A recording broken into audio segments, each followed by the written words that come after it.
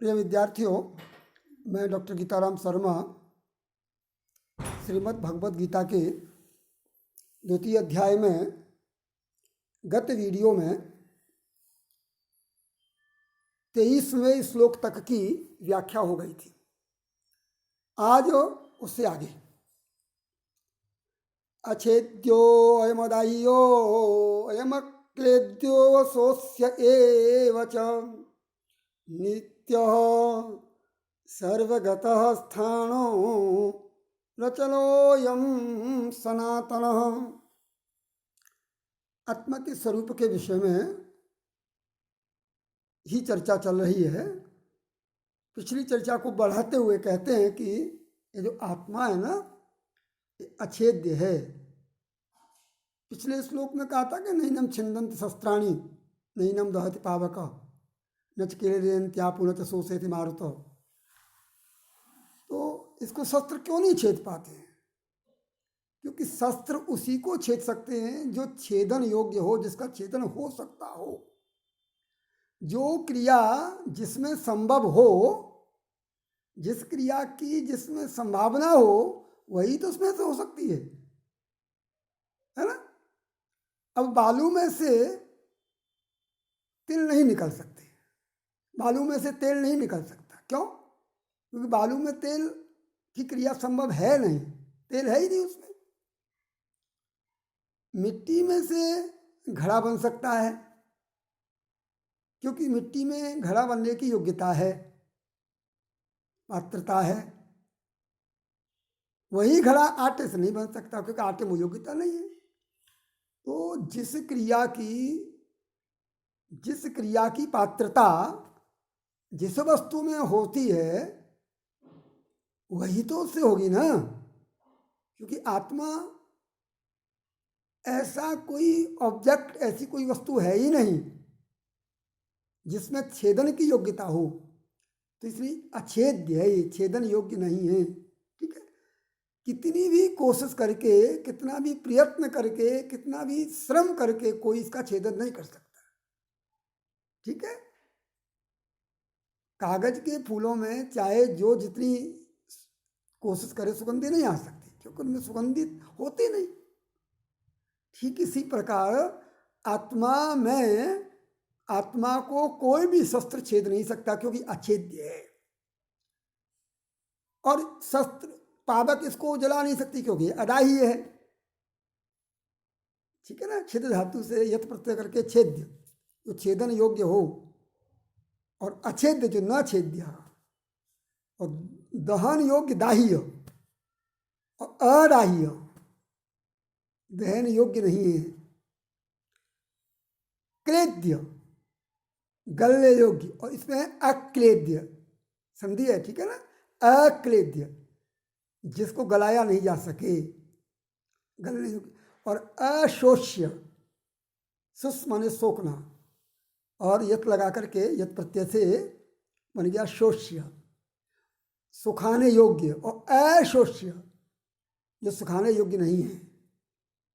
तो पिछले श्लोक में ये जो बताया था कि आत्मा को शस्त्र छेद नहीं सकते, पावक दहन नहीं कर सकती, जल गला नहीं सकते, और मारुत हवा उसको सुखा नहीं सकती। आखिर इसका कारण क्या है? क्योंकि आत्मा में छेदन का, दहन का, गलन का और शोषण का, सुखाने का गुण है ही नहीं। अशोष, इसलिए ये अछेद्य है, अदायी है, अक्लेद्य है। और अशोषे सब में संधि करके करेंगे ना, तो ये अयम अदाह्य, म में म हलंत है, तो अदाह्य। और फिर इससे निकलेगा अयम अक्लेद्य, फिर निकलेगा अशोष्य एवच। तो कैसी है ये नित्य है। नित्य का वही अभिप्राय। सभी कालों में, सभी समयों में, सभी परिस्थितियों में यह इसका अस्तित्व रहता ही है, नित्य है ये, और सर्वगत है। छोटी से छोटी वस्तु में और बड़े से बड़े वस्तु में।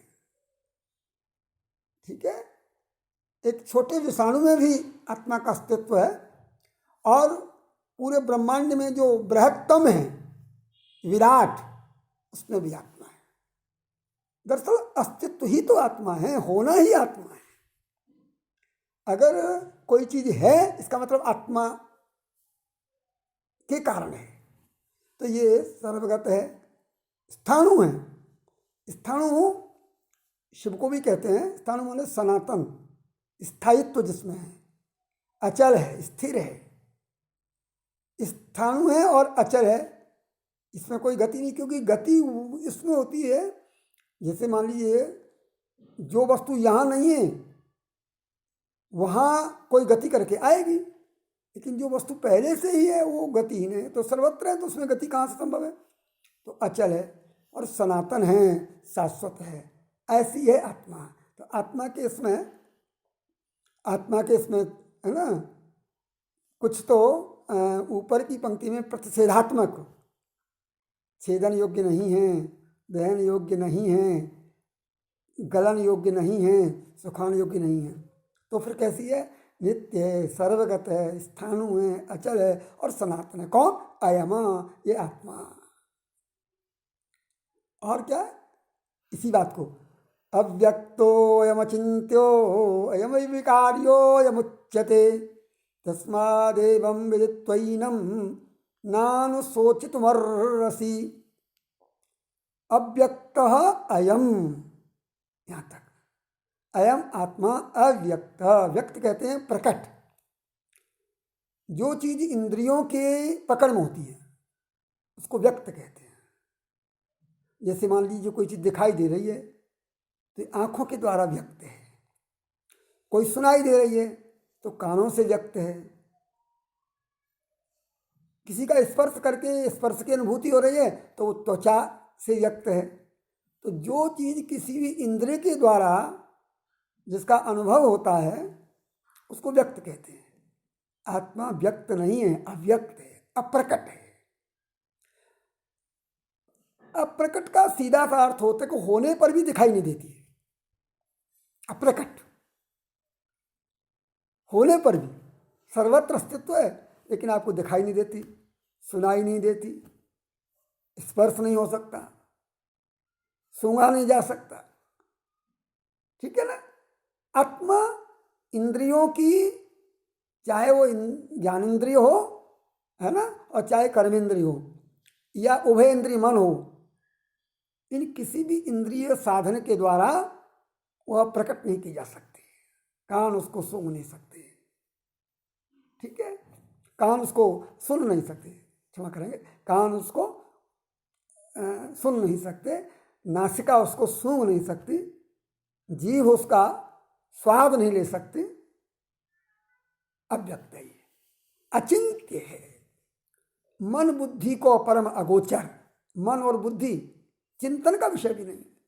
ऐसी है, ऐसी है, ऐसी है, नहीं है। आप जितनी भी विषय में जहां भी बुद्धि दौड़ाएंगे वैसी वो नहीं है, और वैसी नहीं है, वैसी नहीं है यह भी सच नहीं है। अर्थात आत्मा के स्वरूप को तय नहीं किया जा सकता, न प्रतिषेध के द्वारा और न स्वीकृति के द्वारा, न स्वीकृति न अस्वीकृति। उसके विषय में जो भी धारणा है उसकी न स्वीकृति हो सकती है और न अस्वीकृति हो सकती है। अचिंत्य हो। अयम अविकार्य, अविकार्य, विकार्य कहते हैं जिसमें से कोई कार्य उत्पन्न होता है। जैसे आटा है, आटा में से रोटी बन गई तो आटा विकार्य हो गया, है ना। मिट्टी में से घट बन गया तो मिट्टी क्या हो गई? विकार्य हो गई। कारण, कार्य बनने की क्षमता, ये अविकार्य है, जिसमें कोई कार्य नहीं हो सकता, उसमें से वो उसके टुकड़े नहीं हो सकते, उसमें से उत्पादन संभव नहीं है, अविकार्य है।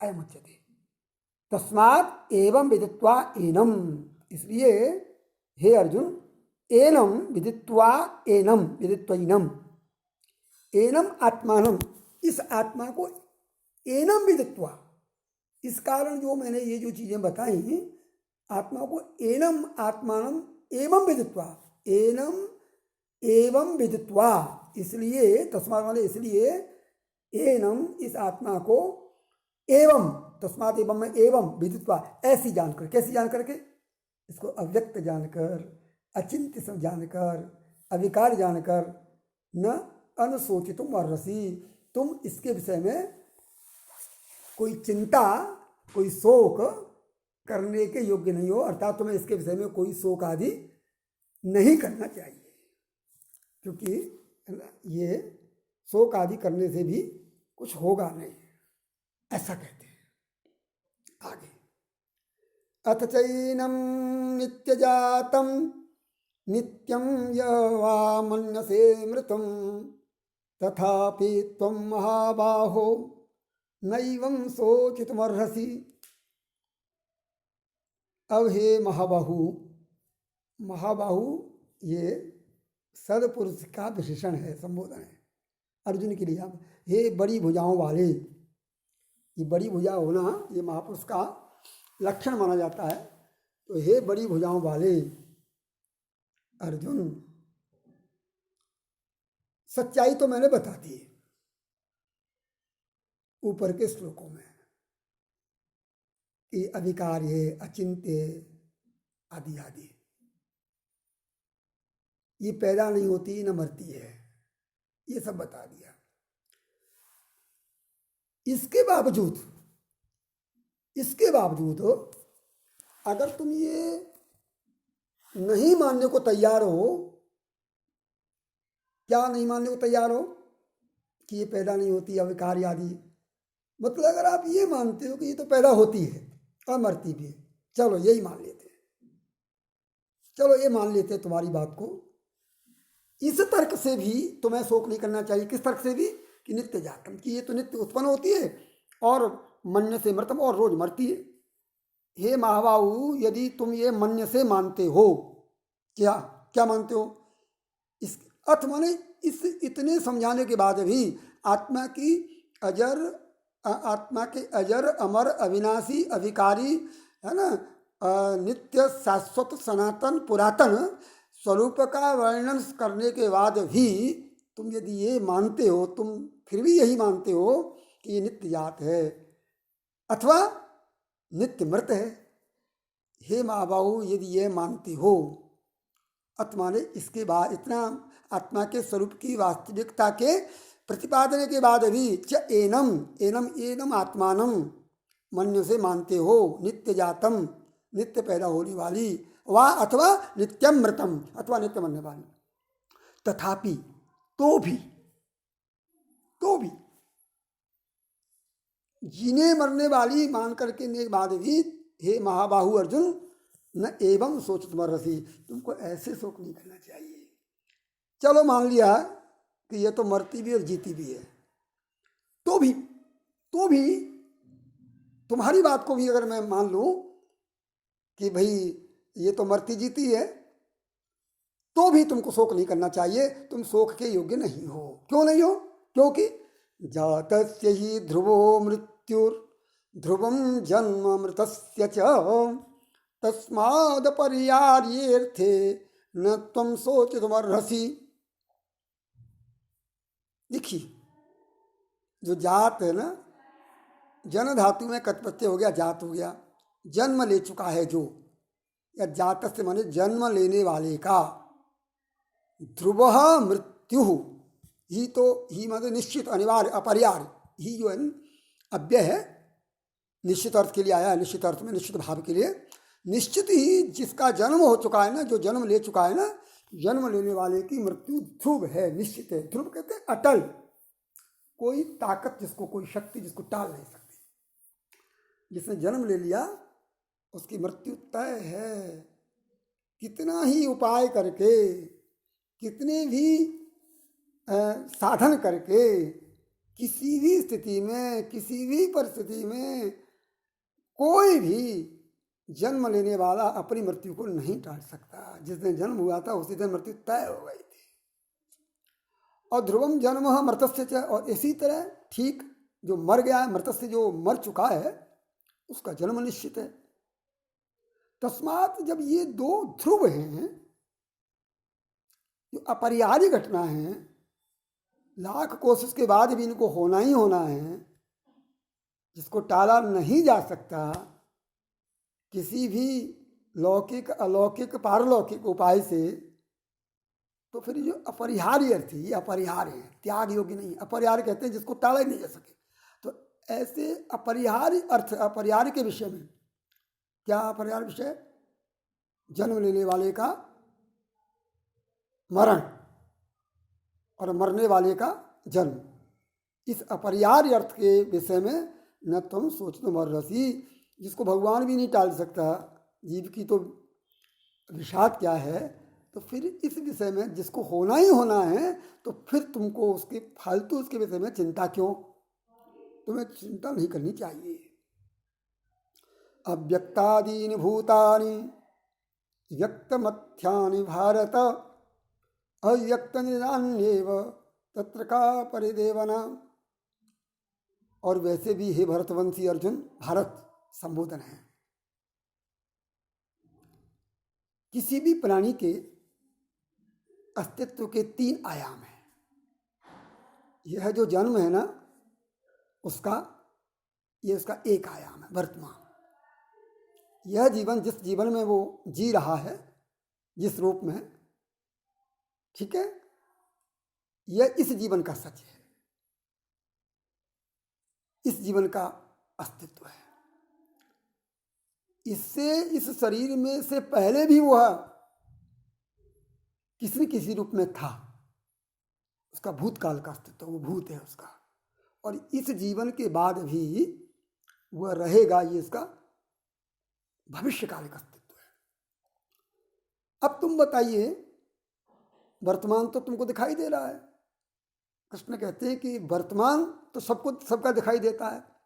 तुम मुझे देख रहे हो, मैं तुम्हें देख रहा हूं, ये केवल वर्तमान है हमारा।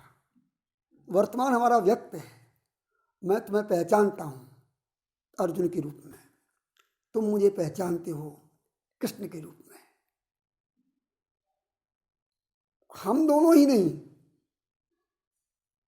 हमको जितने लोग जानते हैं, हमारे केवल वर्तमान को जानते हैं, अर्थात हमारा वर्तमान ही व्यक्त है, प्रकट है। जो ज्ञान का विषय है, जिसके विषय में जानकारी है, वो केवल वर्तमान है। प्राणी मात्र के साथ यही है। हम प्राणी मात्र को जिस रूप में देख रहे हैं, वह केवल उसके वर्तमान को देख रहे हैं। अर्थात जो जो पहचाना जा रहा है, वो व्यक्त प्रकट है, वो वर्तमान का ही व्यक्त है। सभी प्राणी भूतकाल में तो नहीं जाने जाते। भूतकाल में क्या थे मैं नहीं जानता, तुम क्या थे तुम नहीं जानते, मैं क्या था, एक मनुष्य के रूप में। कृष्ण परमात्मा के रूप में सब जानते हैं, लेकिन चूंकि वो एक मित्र के रूप में बात कर रहे हैं। तो अव्यक्त सारे प्राणियों का भूत क्या था। आज जो मेरे पिता हैं, आज जो मेरी माँ हैं, आज जो मेरे सगे संबंधी हैं, आज जिनसे मेरे जो रिश्ते हैं, क्या मैं उनके विषय में जानता हूँ? नहीं जानता हूँ। तो भूतानी आदिनी अव्यक्तानि, सारे प्राणी के आदि, मतलब इसको अगर तीनों को ऐसे क्रम जमाएं, तो सबसे पहले भूतकाल आएगा, फिर मध्य में वर्तमान आएगा, और फिर अंत में भविष्य आएगा। तो इसी क्रम से देखिए, आदि माने भूतकाल। तो सभी प्राणियों के जो भूतकाल है वो अव्यक्त है। फिर आता है मध्य का, वर्तमान का। तो व्यक्त मध्यानि, मध्य काल माने वर्तमान काल, वो व्यक्त है, वो जाने पहचाने जा रहे हैं। और फिर अव्यक्त निधनानि एव, और इसके बाद निधन हो जाएगा, तृतीय अवस्था भविष्य। निधनों के बाद, मृत्यु के बाद फिर अव्यक्त हो जाएंगे। तो अब देखिए कि हम कोई भी प्राणी अपने भूतकाल में कैसा था हमको नहीं पता, भविष्य में कैसा होगा यह भी हमको नहीं पता। आदि अव्यक्त सबके, और निधन के बाद भी, मृत्यु के बाद भी सब अव्यक्त। केवल एक हिस्सा वर्तमान का वो व्यक्त है। तो 3 भागों में से एक भाग ही तो व्यक्त है, 2 तो वैसे भी अव्यक्त है। अब तुम एक भाग की, एक हिस्से की क्यों इतनी चिंताएं कर रहे हो? एक भाग की क्यों? इसलिए क्यों परिदेवना, किस बात का शोक? अधिकांश हिस्से को तो हम जानते ही नहीं। जीवन का अस्तित्व का जो अधिकांश हिस्सा है वो भूत और भविष्य, दो हिस्से जिनको हम जानते ही नहीं, वो अव्यक्त है। केवल एक हिस्से से हमारा परिचय भर है, उस एक हिस्से के लिए क्यों परिदेवना, उस एक हिस्से पर हम शोक क्यों करें, क्यों चिल्लाएं। इस प्रकार अपने बातों को रखते हैं। आज के वीडियो में इतना ही। अगला पाठ्य अगले वीडियो में।